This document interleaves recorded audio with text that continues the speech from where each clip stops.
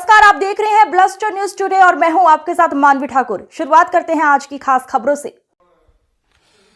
देखिए, कांग्रेस पार्टी के राष्ट्रीय अध्यक्ष श्री मल्लिकार्जुन खड़गे जी द्वारा दिया गया यह बयान कांग्रेस की उस सोची समझी रणनीति का हिस्सा है जो भारत तेरे टुकड़े होंगे इंशाअल्लाह का ख्वाब एक आस्तीन के अंदर लपेटकर साबित करना चाहते हैं। यह पहली बार दिया गया बयान नहीं है। चिदंबरम साहब ने कहा था कि अगर नॉर्थ नहीं होता तो साउथ बहुत आगे होता। यह वही कांग्रेस पार्टी है जो खड़गे जी के प्रदेश के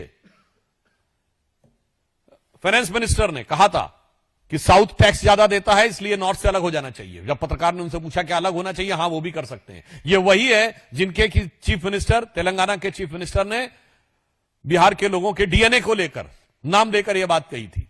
मैं माननीय खड़गे जी से पूछना चाहता हूं, ये आप तो पुरानी कांग्रेस के हिस्से थे, नरसिम्हा राव जी की कांग्रेस। उस जमाने की कांग्रेस तो ऐसी नहीं थी। तो मैं पूछना चाहता हूं, ये खरबूजे को देखकर खरबूजा रंग बदलता है तो समझ में आता है, मगर चेले को देखकर गुरु रंग बदलता है, यह मेरी समझ से बाहर है। राहुल गांधी जी जो आपके चेले के समकक्ष हैं। पर मैं यह भी कहना चाहता हूं, जी बिल्कुल सही बात है, केरल के लोग बहुत प्रबुद्ध हैं और अब वो अपनी प्रबुद्धता का परिचय भी दे रहे हैं। इसीलिए तिरुवनंतपुरम में 45 साल के लेफ्ट के शासन के बाद भारतीय जनता पार्टी ने अपना नगर निगम का चुनाव जीता है। केरल के लोग बहुत पढ़े लिखे हैं, इसीलिए लव जिहाद सबसे पहले केरल में पहचाना गया और केरल के कम्युनिस्ट पार्टी के मुख्यमंत्री वीएस अच्युतानंदन ने लव जिहाद शब्द का प्रयोग किया। फिर ओमन चांडी जो कांग्रेस के मुख्यमंत्री थे, उन्होंने इस विषय के ऊपर केरल विधानसभा में चर्चा की। 9 दिसंबर 2009 को Shahjahan versus state of Kerala case में केरल हाई कोर्ट ने इस विषय को माना कि एलिमेंट्स लाइक रोमियो जिहाद एंड लव जिहाद which is been said been seems correct, और केरल एसटीएफ ने इस पर रिपोर्ट की। केरल के लोग जितने प्रबुद्ध हैं उनके साथ कांग्रेस ने कभी न्याय नहीं किया। मैं खड़गे जी से पूछना चाहता हूं, जब देश की आजादी मिली तो सबसे ज्यादा रेट ऑफ लिटरेसी कहां थी? स्टेट ऑफ ट्रावनकोर में 47%, जब पूरे देश में 10% थी। फिर भी आपने कहा कि सारी शिक्षा दीक्षा कांग्रेस नहीं दी। मैं यह भी पूछना चाहता हूं खड़गे जी से कि न्यूटन से 250 साल पहले केरल स्कूल ऑफ मैथमेटिक्स ने कैलकुलस को खोजा, यह मैनचेस्टर यूनिवर्सिटी ने बनाया। यह मोदी जी की सरकार आने के बाद आपने आया, आपने तो कभी इसको सेलिब्रेट ही नहीं किया। मैं पूछना चाहता हूं कांग्रेस और कम्युनिस्टों से, कितनी बार आपने केरल के उस ज्ञान को सेलिब्रेट किया है?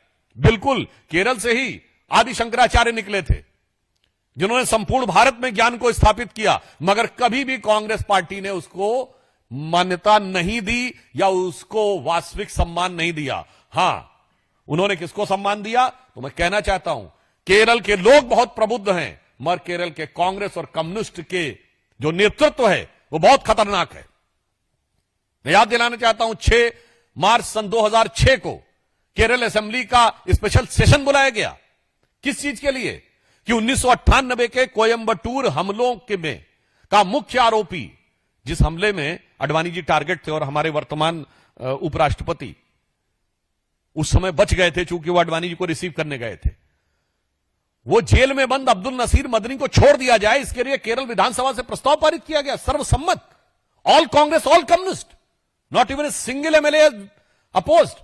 अब केरल की जनता पूरी तरीके से इस चीज को समझ चुकी है और केरल की प्रतिभा और ज्ञान के साथ जो अन्याय कांग्रेस ने किया है उसका जवाब दिया जाएगा। और रही बात उत्तर भारतीय और गुजरातियों के विषय में, तो मैं विनम्रता से पूछना चाहता हूं कांग्रेस के नेतृत्व से, क्या महात्मा गांधी की बुद्धिमत्ता पर, वो तो गुजरात के थे, सरदार पटेल की बुद्धिमत्ता पर क्या कहना है? पंडित जवाहरलाल नेहरू तो धुर उत्तर भारतीय थे, कश्मीर से थे, उनकी बुद्धिमत्ता पे क्या कहना है?